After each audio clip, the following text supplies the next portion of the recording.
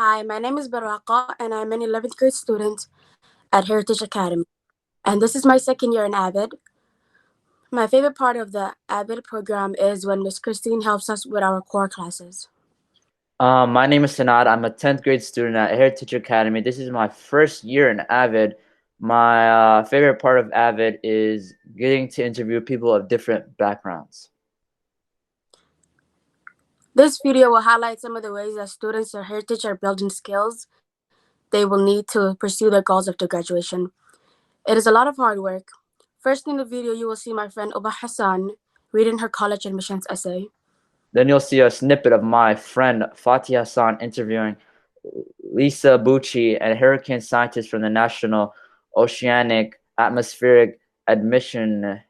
All of the 10th graders are getting to interview an expert in the field that they're interested in. On Monday, I'll be interviewing a sports journalist, and I am very, very excited about that. Next is a proud favorite, Mr. Abraham, who will be sharing his strategies for helping students write. I am in Mr. Abraham's class right now, and I love the way he teaches us. The way Mr. Abraham talks about life is what makes me love English class more than I already do. Finally, Miss Christine will talk a little bit about system combat of AVID and what it looks like at Heritage.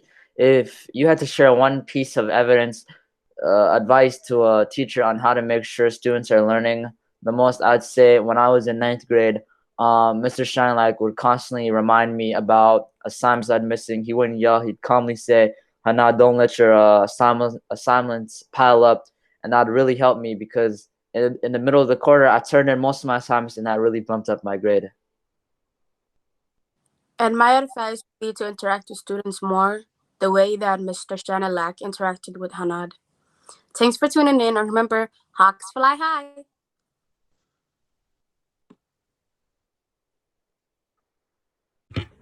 This is my college admissions essay. Oba, it's your turn to present. My third grade creative writing teacher called out from behind her desk where she sat with the clipboard on her lap. I gathered my stuff and slowly made my way to the front of the classroom where I was supposed to present my future job essay. I was super nervous once I made my way to the makeshift podium the teacher set up. I held my paper up and took a deep breath and began. When I grow up, I want to be an ambassador and help people. On January 3rd, 2018, I saw a commercial for a new CW show that was set to come out mid-January. The commercial stated that the new show would be about Black superheroes who fought for what they believed in. In the beginning, I thought the show was corny and that I wouldn't enjoy it, and that was until April, when I decided to give the show a chance out of boredom. Now, Black Lightning is one of my favorite shows ever made. This show taught me about things I never knew, like that sometimes it may feel like the world is a messed up place, and not enough people care to invoke change, and you feel like you're on your own. But really, it just takes time, and you have to continue having hope and making change. Back in third grade, when I was researching my essay, I decided that I didn't want to have a generic job like nursing or teaching, and so I searched up jobs that are less recognized, and I came across ambassador. A big reason I chose ambassador right away was because I read the job description, and I knew that there and then this was a way I could help advocate for third world countries who didn't get advocates a lot. My attention shifted to helping child laborers in third world countries when I read the book Free the Children by Craig. This book. It's really amazing. I recommend it. This book helped me understand how people are living in less fortunate situations. In Black Lightning, the main character, Jennifer, and her father live in a town where they are being given experimental drugs that give them powers, and the drug makers are looking to make soldiers, and Jennifer and her family have to speak out for what's right, even though it's dangerous. And this ties into being an ambassador because I have to speak up for what's right, even though some people won't agree with my ideas and beliefs, especially being an immigrant Black Muslim woman working for the government where there's not much diversity and we get more hate than love. This show opened my eyes up to the real world and showed me that even though my mom tries her hardest to make sure I don't face hardship, it's bound to happen at some point. So I have to be prepared for anything and everything. In the latest season of Black Lightning, it really hit me how bad I want things to change for the better, and how that requires making sacrifices, which in my case is moving away from home and starting a brand new life in a third world country, helping kids live a better life. I really want people to help I really want people to hope for the better and show people that there are better days in life. And even though I had a good childhood and upbringing, I knew from a young age that some people didn't, thanks to my mom. I also want to make sure kids' voices are heard because even though Jennifer was a high school student, she got people to listen and she helped save people. Not to mention the future of all these kids. And if they are being silenced because they are just kids and don't know anything, that doesn't help anyone. And the world's going to be stuck with the older generation's point of view, which isn't always correct or morally right. In conclusion, Black Lightning really helped me to further speak out for what's right and for what I believe in, no matter the consequences, and to know that everything that happens would be for the betterment of this world, and that a lot of aspects in this I learned in the show I would have to use in the future when I become an ambassador. That is my say. Hope you enjoyed it. Wait, before we get started, tell me a little more about your job. Sure. So I'm a hurricane research scientist, and part of what I do is each year I get on a plane and fly into hurricanes, and that's so that I can collect data and run experiments for how we can predict hurricanes, understand and predict hurricanes better. So that's part of my job. The other part of my job is involved with analyzing the data that we collect, running it through weather models, and seeing how I can make those weather models be better at predicting what a hurricane is going to do. Okay. The first question is, what inspired you to become a hurricane scientist? So I grew up outside Detroit. So I'm from the north too, and I knew very little about hurricanes. But I was very interested in tornadoes. So, Michigan and all of the Midwest get tornadoes. And I was interested in learning about tornadoes because I was afraid of them. Mm-hmm. So I wanted to know when a severe storm was going to hit so that I knew that I needed to take shelter. And so I started to learn about it. But I always thought that a meteorologist, which is what my training is in, was someone who was on television. Yeah. But I started to look into going into college. I didn't know what I wanted to be.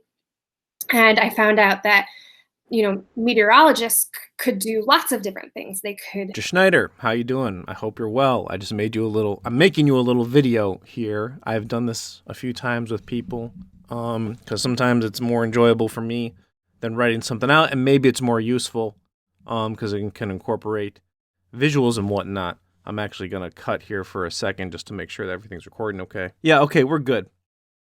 So I like what you've done here. You mentioned in the email that it's been a while since I showed you what I did, so I'll go back over that a little bit. I always use my example from Lord of the Flies, which you can see here, which consists of really three sort of papers. The first one is where I give them a general outline of the paper. And another goal of what you see here with this one is I identify paragraph types.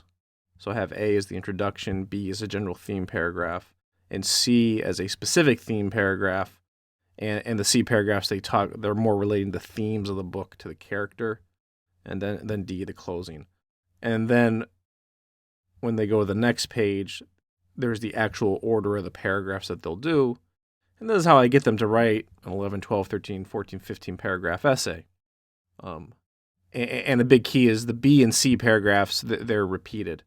And it looks like you have that set up in yours where the form can be repeated. Now, generally the higher functioning students, the better students, they don't need more than this, I find. The students who are really engaged, the students who are less engaged or they need more assistance, I give them this and this. Now, what you see on these is the first part where I have the paragraphs broken down. So I have the type of paragraph, and then I have a series of prompts that they take them through. Now, the idea that I try to go for with road mapping is that they're going to have an almost sentence by sentence prompt so that they can go through it step by step at that level. Now, of course, the idea is to work them off of it over time, and I talk with them through that. But that's what I go for in the beginning, is to have a step-by-step process they go through, and some students, they need that for a long time. So like right here in the introduction paragraph, I have summarized the book, mentioned the book's author. Then on this grid type thing, I have each one of those prompts broken down a little more, and then I give them the sentence starter to actually do it. And this is for the A type paragraph. And then for the C type paragraphs, and on this paper I had the B ones too, where I have the prompt from the main outline, and now you have a specific sentence starter. Then I have this box where they can note their thoughts on it, which when I do it, some of them just go through this as they're writing the paper on Google Docs. Some of them like to write the notes in and then have that be what they use as they go through it. Then when I get into the more specific paragraph, this is where I use the color coding to indicate different things so that you can do with what's being helped, which I noticed you doing here, which I think is excellent.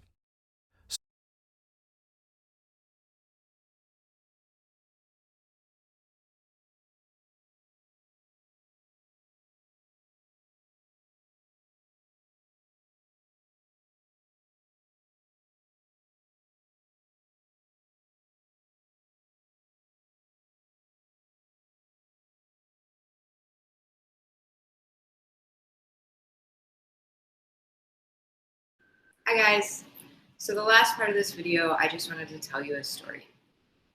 I wanted to tell the story of a student named Faduma Abdi, which many of you who've been at Heritage for a few years will know that name. She graduated last year with a group of really incredible young women who were just remarkably engaged and smart and full of life and hardworking.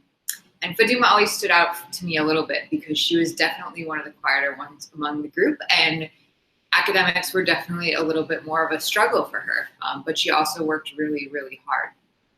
And she especially had a challenging time articulating herself in writing and verbally in academic settings. And I watched last year, really, as throughout her senior year, she began to channel all of her anxiety around writing and speaking into hard work and really seeing a lot of improvement in those areas. And she did a lot of things to do that. One of the things that she did was she took a college in the schools class that actually our AVID team was, through the work that we did, we were able to get that class into Heritage. And I remember one day her mom was at school and I was chatting with her mom and her mom was like, that college in the schools class, she said, it's so hard. And Faduma is glued to that book. It's like her Siamese twin. She wakes up and she starts reading it. She comes home from school, she's still reading it. She goes to bed with the book on her pillow. And you could tell that her mom was just really, it was a lot of work, but her mom was really happy that she was doing it. And she was really pleased to see how much Faduma was being challenged and pushed. And I have other memories of Faduma, like writing things in my class and just having this like scowl on her face. And then she would crumple it up and throw it away and then start again. And she really, throughout her senior year, kind of was really pushed in a lot of ways. And even before her senior year and prior to that in Heritage, she was pushed in many ways to really hone those skills of writing and articulating through speaking as well. And I remember one day in AVID, I had my students write down in a warm-up, what are you most nervous about college for? And Faduma wrote down, I'm most nervous about how difficult it's going to be and how different that it will be from high school. Well, a few months ago, I got a text message from Faduma, and it said, Miss, I just want you and all the teachers at Heritage to know how grateful I am because my English teacher in college says that I'm a really good writer and I've gotten A's and B's on all of my English papers. Well, that right there, I was like ready to retire. I'm like, I'm good. This is what I came for. It was like a really, really heartwarming moment. And I actually got another text message from her just a few weeks ago because she transferred schools to St. Kate's to start a nursing program. And she said, Miss, I just really want to thank all the teachers at Heritage again. She said, college is just nowhere near as hard as I thought it was going to be. And it's because I was prepared by the classes that I took and my teachers at Heritage. I wanted to share that story with you guys because I just wanted to really remind you of how important the work that you're doing every single day is, and how critical it is that we're challenging kids and we're giving them those opportunities to build those skills so that once they get out of high school, they can pursue the things that are important to them. And that's really what AVID is all about. There's a lot of jargon, a lot of things we could talk about, but at the end of the day, that's what it's about. It's about creating opportunities for kids and creating rigor for kids so that they can build the skills that they need to do the things they want to do in life. And as we say at Heritage, hawks fly high. So today, as you're finishing out your day, or if you're watching this in the morning, just remember what you do is important and you're appreciated and you are changing lives each and every day.